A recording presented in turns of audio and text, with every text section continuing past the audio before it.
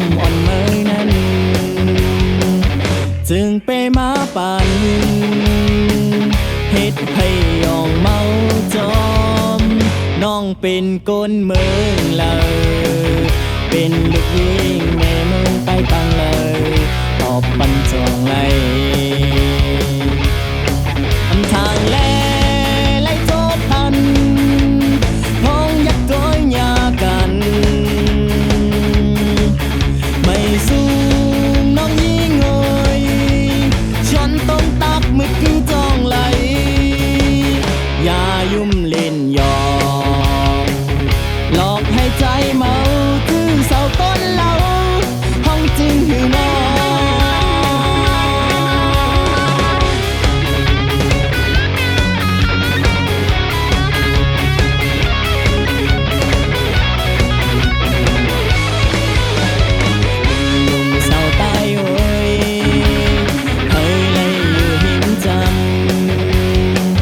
ในก็จับใจ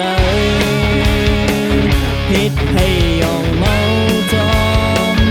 น้องเป็นก้นเมืองเลย